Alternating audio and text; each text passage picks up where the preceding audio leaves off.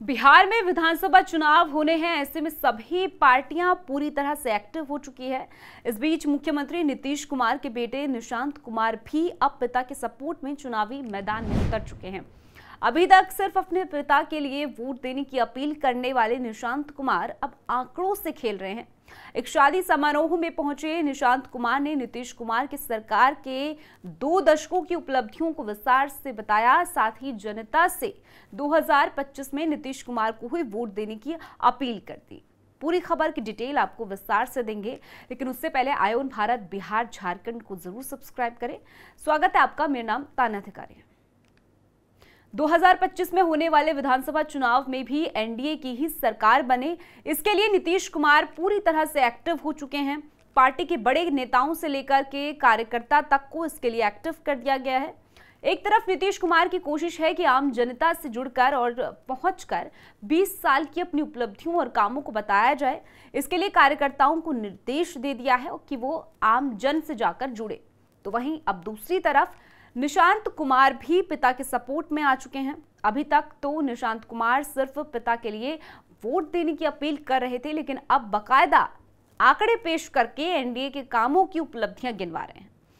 दरअसल हाल ही में एक शादी समारोह में शामिल हुए निशांत कुमार ने मीडिया से बातचीत में कहा कि राज्य सरकार के पिछले 2 दशकों की उपलब्धियों को विस्तार से साझा किया और जनता से 2025 में नीतीश कुमार को ही वोट देने की अपील की। निशांत कुमार ने बताया कि शिक्षा, स्वास्थ्य, सड़क निर्माण, पुलों और नौकरियों जैसे अहम क्षेत्रों में राज्य सरकार ने ऐतिहासिक कदम उठाए हैं। आंकड़ों के जरिए उन्होंने बताया कि 2005 से 2020 तक 8 लाख लोगों को सरकारी नौकरी दी जा चुकी है, जबकि 2020 के बाद अब तक 9,35,000 लोगों को नौकरी दी जा चुकी है। उनका दावा है कि आने वाले महीनों में ये संख्या 12 लाख तक पहुंच जाएगी।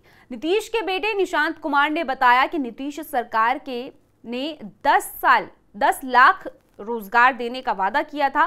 वो न सिर्फ पूरा किया है बल्कि उससे भी कहीं ज्यादा आगे निकल चुके हैं। उन्होंने कहा कि अब तक 38 लाख लोगों को रोजगार दिया जा चुका है और ये संख्या जल्द ही 50 लाख को पार करेगी।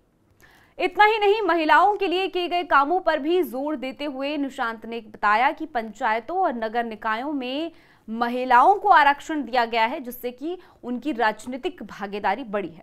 इसके साथ ही सरकारी नौकरियों और शैक्षणिक संस्थानों में भी महिलाओं को आरक्षण का लाभ मिल रहा है।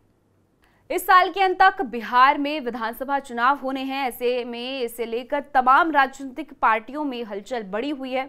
एक तरफ तेजस्वी यादव की अगुवाई में महागठबंधन, तो दूसरी तरफ एनडीए इस चुनाव में जीतने का दम भर रही है।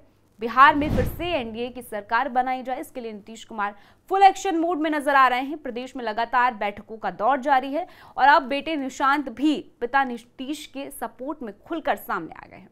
खबर में इतना ही।